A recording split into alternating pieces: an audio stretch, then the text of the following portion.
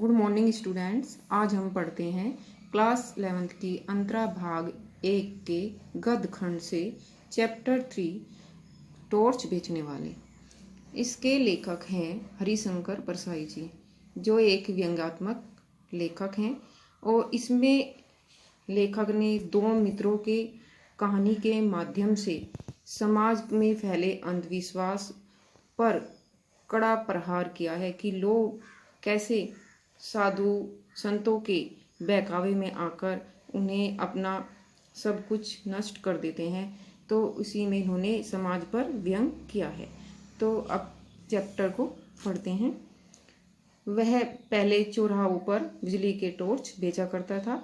बीच में कुछ दिन वह नहीं दिखा, कल फिर दिखा, मगर इस बार उसने दाढ़ी बढ़ा ली थी और लंबा कुर्ता पहन रखा था।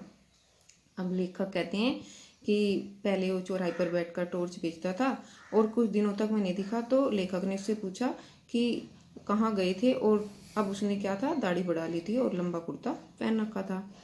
लेखक कहते हैं कि मैंने उससे पूछा कहाँ रहे और ये दाढ़ी क्यों बढ़ा रखी है। उसने जवाब दिया बाहर गया था। दाढ़ी वाले सवाल का उसने जवाब यह दिया कि दाढ़ी पर हाथ फेरने लगा। मैंने कहा आज तुम टॉर्च नहीं बेच रहे हो क्या? उसने कहा वह काम मैंने बंद कर दिया। अब तो आत्मा के भीतर टॉर्च जल उठा है और ये सूरज छाप टॉर्च अब मुझे बेकार मालूम होते हैं। मैंने कहा तुम शायद संन्यास ले रहे हो। जिसकी आत्मा में प्रकाश फैल जाता है वह इसी तरह हरामखोरी पर उतर आता है। किससे दीक्षा ली है अब तुमने? मेरी बात से उसे पीड़ा हुई। उसने कहा ऐसे कठोर वचन मत बोलिए, आत्मा सबकी एक ही है। मेरी आत्मा को चोट पहुंचाकर आप अपनी ही आत्मा को घायल कर रहे हैं। अब मैंने कहा यह सब तो ठीक है, मगर ये बताओ कि तुम एकाएक अचानक ऐसे कैसे हो गई? क्या बीवी ने तुम्हें त्याग दिया? क्या उधार मिलना बंद हो गया? क्या साहूकारों ने ज़्यादा तंग करना शुरू कर दिया? क्या चोरी के मामले में फंस गए हो? आखिर बाहर का टॉर्च भीतर आत्मा में कैसे घुस गया? उसने कहा आपके सब अंदाज गलत हैं। ऐसा कुछ नहीं हुआ। एक घटना हो गई जिसने जीवन को बदल दिया। मैं उसे गुप्त रखना चाहता हूँ, पर क्योंकि मैं आज ही यहाँ से दूर जा रहा हूँ इसलिए आपको मैं सारा किस्सा सुना देता हूँ। अब वो लेखक से अपना सारा किस्सा सुनाता है कि वो कैसे उसमें परिवर्तन आया और वो कैसे बदल गया। उसने बयान शुरू किया। 5 साल पहले की बात है। मैं अपने एक दोस्त के साथ हताश निराश होकर एक जगह पर बैठा था। हमारे सामने आसमान को छूता हुआ एक सवाल खड़ा था। वह सवाल था पैसा कैसे पैदा करें। हम दोनों ने उस सवाल की एक एक टांग पकड़ी और उसे हटाने की कोशिश की। हमने बहुत कोशिश की कि हम पैसा कैसे कमाएं, लेकिन हमें कोई भी ट्रिक नहीं सूझी। तो हमें पसीना आ गया, पर सवाल हिला ही नहीं। दोस्त ने कहा यार इस सवाल के पांव जमीन में गहरे गड़े हैं, यह उखड़ेगा नहीं, इसे टाल जाए कि इसे हम छोड़ ही देते हैं, ये हमारे बस की बात नहीं है। हमने दूसरी तरफ मुंह कर लिया, पर यह सवाल फिर हमारे सामने आकर खड़ा हो गया। तब मैंने कहा यार यह सवाल टलेगा नहीं, चलो इसे हल ही कर दें। पैसा पैदा करने के लिए कुछ काम धंधा करें। हम इसी वक्त इसी समय अलग अलग दिशाओं में अपने अपने भाग्य को आजमाने निकल पड़े। 5 साल बाद ठीक इसी तारीख को हम इसी वक्त हम यहाँ मिलेंगे। दोस्त ने कहा यार साथ ही क्यों न चले? मैंने कहा नहीं, किस्मत आजमाने वालों की जितनी पुरानी कथाएं मैंने पढ़ी हैं सब में वे अपनी अलग अलग दिशा में जाते हैं। साथ जाने में किस्मतों के टकरा कर टूटने का डर रहता है कि दोनों की किस्मत टकरा जाएंगे और उनका टूटने का डर रहता है। तो साहब हम अलग अलग चल पड़े। मैंने टॉर्च बेचने का धंधा शुरू कर दिया। चौराहे पर या मैदान में लोगों को इकट्ठा कर लेता और बड़े नाटकीय ढंग से कहते। मेरा जो अंदाज था, मैं किस तरह से अपनी टॉर्च बेचता था, लोगों को बहकाता था कि आजकल सब जगह अंधेरा छाया रहता है, रातें बेहद काली होती हैं, आप अपना ही हाथ नहीं सूझता, आदमी को रास्ता नहीं दिखाई देता, वह भटक जाता है, उसके पांव कांटों से बिंध जाते हैं, वह गिरता है, उसके घुटने लहूलुहान हो जाते हैं, उसके आसपास भयानक अंधेरा है, शेर और चीते चारों तरफ घूम रहे हैं, सांप जमीन पर रेंग रहे हैं, अंधेरा सबको निगल रहा है। अंधेरा घर में भी है। आदमी रात को पेशाब करने उठता है और सांप पर उसका पांव पड़ जाता है, सांप उसे डस लेता है और वह मर जाता है। यह उसका टॉर्च बेचने का तरीका था और लोगों को इतना डरा देता था कि उसकी सारी टॉर्च बिक जाती थी। आपने तो देखा ही है साहब कि लोग मेरी बात सुनकर कैसे डर जाते थे। भरे दोपहर में भी अंधेरे के डर से कांपने लगते थे। वे कहते हैं कि लोगों के अंदर कितना डर है कि वे दोपहर में भी मैं उन्हें डरा रहा हूँ, अंधेरे का भय दिखा रहा हूँ और वे डर जाते हैं। आदमी को डराना कितना आसान है। लोग डर जाते तब मैं कहता, भाइयों यह सही है कि अंधेरा है मगर प्रकाश भी है। वही प्रकाश मैं आपको देने आया हूँ। हमारी सूरज छाप टॉर्च में वह प्रकाश है जो अंधकार को दूर भगा देता है। इसी वक्त सूरज छाप टॉर्च खरीदो और अंधेरे को दूर करो। जिन भाइयों को चाहिए हाथ ऊंचा करें। साहब मेरा टॉर्च बिक जाते और मैं मज़े से ज़िंदगी गुजारने लगा।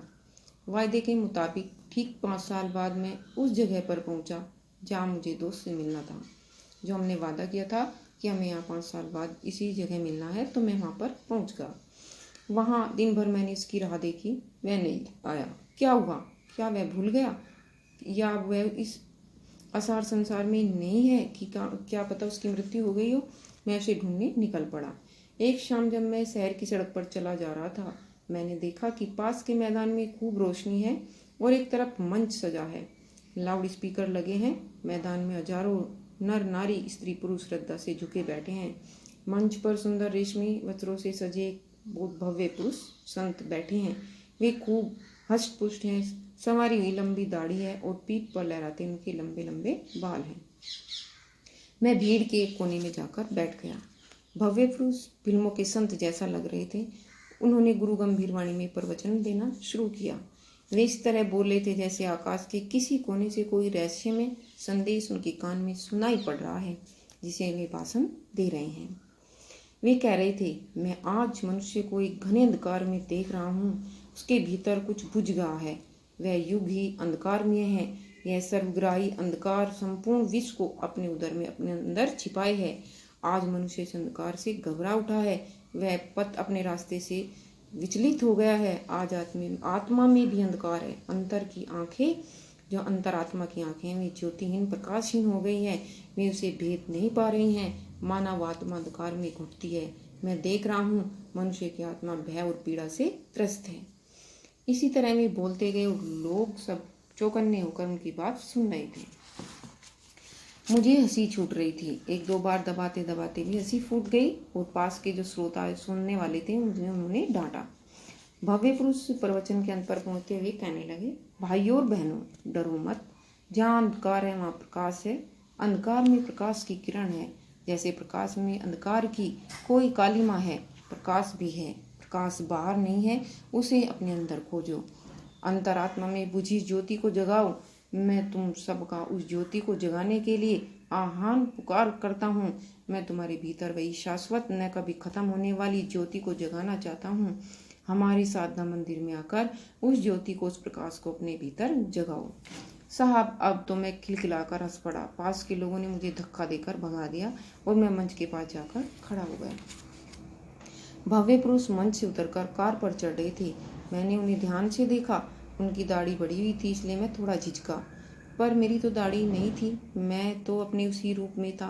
उन्होंने मुझे पहचान लिया। बोले, अरे तुम। मैं पहचान कर बोलने ही वाला था कि उन्होंने मुझे हाथ पकड़कर कार में बिठा लिया।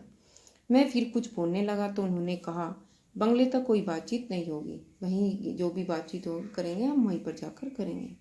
मुझे याद आ गया कि वहाँ ड्राइवर है। उसके सामने उसने बोलने से उसे मना कर दिया। बंगले पर पहुंचकर मैंने उसका ठाठ देखा। उसका वैभव, उसका ऐश्वर्य देखकर मैं थोड़ा झिझका, पर तुरंत ही मैंने अपने उस दोस्त से खुलकर बातें शुरू कर दी। मैंने कहा, यार तू तो बिल्कुल बदल गया। उसने गंभीरता से कहा, परिवर्तन जीवन का कर्म है। मैंने कहा, साले फिलॉसफी मत बघार। यह बता कि तूने इतनी दौलत कैसे कमा ली 5 सालों में। उसने पूछा, तुम इन सालों में क्या करते हो?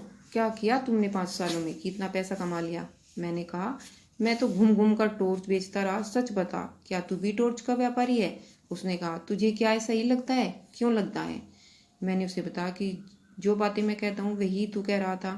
मैं भी सीधे ढंग से कहता हूँ, लेकिन तूने लोगों को वही बात रहस्यमय ढंग से बताई। अंधेरे का डर दिखाकर लोगों को टॉर्च बेचता हूँ। तू भी अभी लोगों को अंधेरे का ही डर दिखा रहा था। तू भी जरूर टॉर्च ही बेचता है।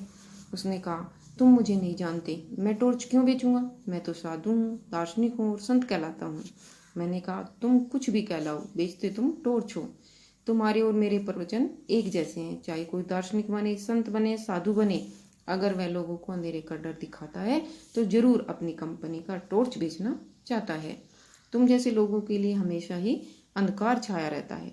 बताओ, तुम्हारे जैसे किसी आदमी ने हजारों में कहा भी है ये कि आज दुनिया में प्रकाश फैला है? जो मैंने बताया कि अंधकार फैला है, तो कोई भी नहीं बोला कि दुनिया में प्रकाश है, कभी नहीं कहा। क्यों? इसलिए कि उन्हें अपनी कंपनी का टॉर्च बेचना है। मैं खुद भर दोपहर में लोगों को कहता हूँ कि अंधकार छाया है, बता किस कंपनी का टॉर्च बेचता है। तो अपनी दोस्तें वो सारी बातें पूछते हैं कि तुमने 5 सालों में ऐसा क्या किया कि तब पैसा कमा लिया। मेरी बातों ने उसे ठिकाने पर ला दिया था। उसने सैड ढंग से कहा, तेरी बात ठीक ही है, मेरी कंपनी नहीं है, सनातन है। मैंने पूछा, कहाँ है तेरी दुकान? नमूने के लिए एक आध तो टॉर्च दिखा दे। सिर्फ सूरज छाप टॉर्च से बहुत ज़्यादा बिक्री है उसकी। उसने कहा, उस टॉर्च की कोई दुकान बाजार में नहीं है, वह बहुत छोटी है, मगर उसकी कीमत बहुत मिल जाती है। तू 1-2 दिन रह तो मैं तुझे सब समझा देता हूँ। तो साहब मैं 2 दिन उसके पास रहा। तीसरे दिन सूरज छाप टॉर्च की पेटी को नदी में फेंक कर नया काम शुरू कर दिया। वह अपनी दाढ़ी पर हाथ फेरने लगा, बोला, बस 1 महीने की देर और है। मैंने पूछा, तो अब कौन सा धंधा करेगा? उसने कहा, धंधा वही करूँगा, यानी टॉर्च बेचूंगा, बस कंपनी बदल रहा हूँ। अब लेखक समाज पर व्यंग करते हुए कहते हैं कि इस 2 मित्रों के माध्यम से, इस पार्ट में टॉर्च बेचने वालों चैप्टर के माध्यम से समाज में घटित अंधविश्वास एवं रूढ़ियों पर हास्य व्यंग के माध्यम से समाज पर तीव्र प्रहार किया है। लेखक ने 2 मित्रों में से एक टॉर्च बेचते बेचते बताया कि एक प्रवचनकर्ता बन जाता है तो दूसरा संतों की वेशभूषा में भोली जनता की आत्मा के अंधेरों को दूर करने की बात कह उनमें भय उत्पन्न कर देता है। और इस रचना के माध्यम से समाज में फैली बुराई, अंधविश्वास तथा धर्म आचार्यों पर उन्होंने कड़ा प्रहार किया है। धन्यवाद।